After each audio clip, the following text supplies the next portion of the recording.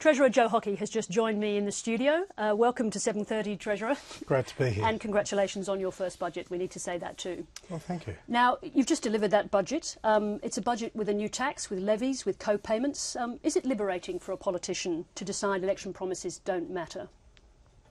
Well, I don't accept that question. The biggest, most significant promise we made was to fix the budget and strengthen the Australian economy, and we will.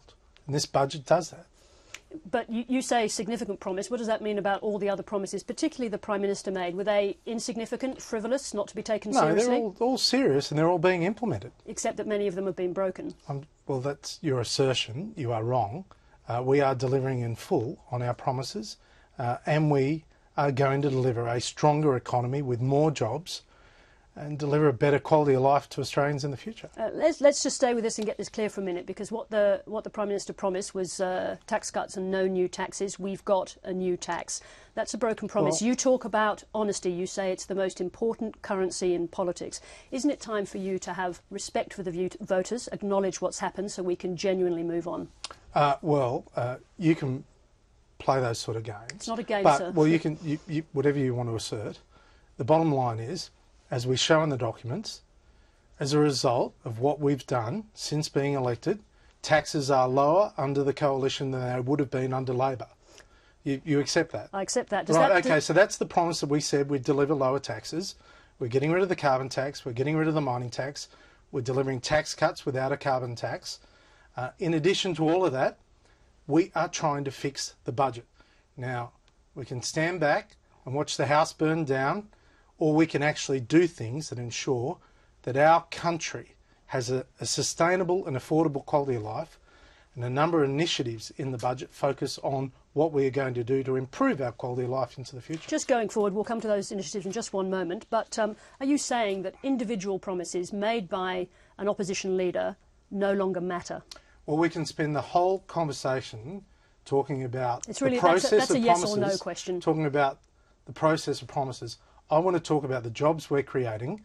I want to talk about the infrastructure. I want to talk about what we're doing to build a stronger nation. All right, let's talk about some of the strongest themes in the budget, because you've been talking about this being pain that was going to be equally shared. So I want to ask you this. No, I didn't use the term pain that is equally shared. I said pain that is shared. I think it is important that everyone do their fair share. All right, well, let's talk about fairness. How do you explain to working families now facing higher fuel prices that mining companies, wealthy mining companies, get to keep their $2 billion diesel excise, while ordinary motorists are going to pay almost the same amount in higher fuel prices? Well, the diesel excise is a business input cost, and it's always been excluded from the tax system because they don't use roads. But do you Obviously, when you're operating a mine, you don't use roads. So therefore, the tax you put on the diesel for the mine is not going towards road building, whereas consumers, we pay a tax as part of our petrol, and we use the roads and we get the benefit. And now what we're doing is attaching the inflation increase on the excise to our road building project to make sure it's sustainable. That's the key. You may not have said equally shared, but you did talk about sharing out the pain. So where in this budget, where is the corporate heavy lifting to equal the heavy lifting that's being asked of middle and lower income Australians? Well, the challenge that we face in Australia is that all the countries around us are heading towards a lower company tax rate. Now, we're only able to lower the company tax rate for 800,000 businesses. For larger businesses, we can't. So they're doing heavy lifting in a sense that they're losing out in their competitiveness. Plus, we have a very high wage structure in Australia. So they're doing the heavy lifting. Also, we're taking away over $800 million of industry subsidies. That's a start. That's out of a total of how much, 10 billion? No, it isn't 10 billion, because we're getting rid of a number of tariffs that is actually costing the budget money. So you regard that as what you've just described as heavy lifting for the corporate sector, is that right? Well, yes, but heavy lifting comes down to individuals. The corporate sector is a vehicle that represents us as individuals. We work for the corporate sector if we're employed by a company. So therefore, we all have to contribute. And as individuals, at the end of the day, it comes down to individual taxpayers. Well, let's talk about permanence then, because you have introduced a levy for high income earners, but it's a temporary levy, and yet the changes to the family payments are permanent. Why not make the deficit levy for high income earners a permanent tax? Well, they already pay a considerable amount of tax, and the highest rate is considerably high. It is relatively high. everyone has to make a small contribution in one form or another. But also a tax on income goes to their primary source of income. In relation to family supplements, it's in addition to household income. So a family payment is a supplement to the primary income of the household. Nonetheless, an argument for permanence in that higher tax rate would appear to offset some of the pain suffered by people paying disproportionately higher amounts of their wages or benefits, whatever they are. We want lower taxes, not higher taxes. Look, let's look at a couple of examples. We struggled to work these out in the short time we've had available, so forgive us if we've got these sums right, but we think we're okay here. If you earn $250,000 and you're paying the deficit, the high income deficit, you're going to pay about $1,400 as we understand it. If you're 24 and unemployed, you're going to lose nearly $2,500 in a year. Now, in that equation, who's doing heavy lifting? Well, the heavy lifting is always done by the taxpayer, and money received by an individual from the government is someone else's taxes. So what we want is for that unemployed person to get a job. And the best chance of them getting a job is someone else is earning taxes, in creating business, making profit. If you do that, then they've got a chance of getting a job. Now, in the lead up to this budget, we had the Commission of Audit asking for much stronger changes, in fact, particularly to pensions and family welfare. You've made a start, an important start, as you would have it, by reducing the family tax benefit down to 100,000. But if you listen to the Commission of Audit, it's nowhere near enough. Is the age of entitlement still alive in Australia? Well, there is an age of entitlement, but it is over because we want to replace it with an age of opportunity. And the best thing you can do for someone is help them to get away from a reliance on welfare and get into work if they have the capacity. And for those most vulnerable in the community, we have to ensure that the safety nets are sustainable and give them a fair go.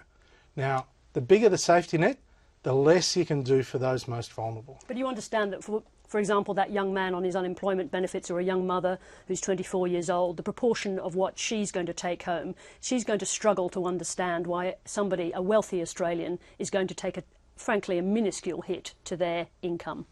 Well, I don't accept that. I don't accept that because the money is a supplement for that lady. It's a supplement. So she's just going to have to understand that economic argument. Well, it's a supplement. She has a primary income elsewhere. All right, let's talk about the Medicare co-payment, because that included a significant surprise today, which is the creation of a large fund for medical research. This was always going to be a hard sell. Are you, in a way, guilting people into supporting the payment, the Medicare co-payment, by attaching it to this medical research fund? No, this is good policy. This is good policy. If we invest in research now, and we're damn good at it in Australia, if we invest in medical research now, we might find the cures for dementia or Alzheimer's or something like that. We have that capacity. We've got the innovation. We've got the brain power. That's probably an but argument. We just got to put money for it. That's probably an argument for doing it anyway. Well, there's not enough money to do it anyway. That's the bottom line. You can only create these things if you contribute. So when we're asking Australians, when you go to the doctor, pay $7, and if you're a concession card holder or a child, less, it's 10 visits a year you only have to pay for. But bottom line is, if you contribute a little bit, we're going to get a lot in the future. But you understand at the same time it's going to make it much harder for the opposition and for the other parties to vote against it. Well, they should vote for good policy, and it's good policy. Now, one of the things that people, I was talking about this just a moment ago, noticed while we were sitting in the budget lockup was to do with schools and hospitals. As I understand it, that money to the states for schools and hospitals is going to be cut by $80 billion over 10 years. Are you starving the states so that they beg you, effectively, to raise the GST? Well, that's up to them. They are responsible for schools and hospitals. We don't run any schools. We don't run any hospitals. But if you cut their funding by $80 billion, they're going to have to do something. So they're going to have to start the argument, the unpopular, unpalatable argument on the GST, not you. Well, all the GST goes to the states. So that's up to them. It's up to them. An ingenious piece of politics. Well, it's good policy. What we're doing is good policy that is going to build a stronger economy. You know what?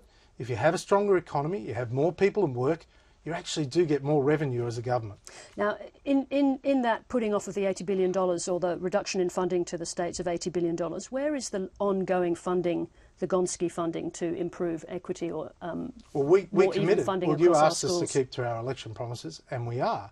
We said we'd fund 4 years of Gonski, and we are funding 4 years of Gonski. In fact, we're topping it up. So we actually put more money in after Labor ripped it out. We're putting more money into Gonski. But we said 4 years and that's it. And we're true to our word. So what happens after those 4 years? With that $80 billion reduction, does that mean that Gonski funding comes to an end at that point? Well, I expect the states will deal with it as they choose to deal with it. They run the schools. We don't run a school. Now, two of the more controversial tax hikes in this picture, that's the deficit levy and the Medicare co-payment. Two of the more controversial? Well, there are only two tax adjustments of any substance. Is that what we're going to call them now? Of any substance. So any tax changes, if you like, or whatever you'd like to call it. New taxes. But whatever you'd like to call it, there's two. You know, there's actually fewer than any of the previous budgets from the previous government. They're still taxes. That's a good sign. I don't need to teach you, Treasurer, sure. what a tax is. You know that a co-payment, a levy and a tax are all taxes by any other name. Am I correct? Yes. So there are new taxes in your budget. There are increases in taxes. New taxes in your budget. Those co-payments and levies are not necessarily going to have, we'll find out more tonight, but they're not necessarily going to have the support to get through the Senate. How do you propose to plug the hole from that revenue if they don't get through? Well, we'll wait and see what happens with the Greens and the Labor Party, but they've been pretty reckless so far, so I assume they'll continue their path. Do you have a contingency plan if they vote against them? Well, no, our job is to lay down the policy that is good for the nation. Now, if Labor and the Greens don't want to support that, that's their call. But already, the Labor Party is opposing budget savings that they themselves took to the last election. They're not only opposing our promises at the last election, they're opposing their own promises at the last election to improve the budget bottom line. And just briefly, how committed are you to those changes? If they vote against them, or are you prepared to go to a double dissolution? Well, we are putting up our plan to make the economy stronger. We make no apologies for that. The best thing we can do is what's right for the nation, and we expect that the Labor Party, the Greens and everyone else will do what's right for the nation. We'll find out more this evening. Thank you very much indeed for joining us, Treasurer. Great to be here.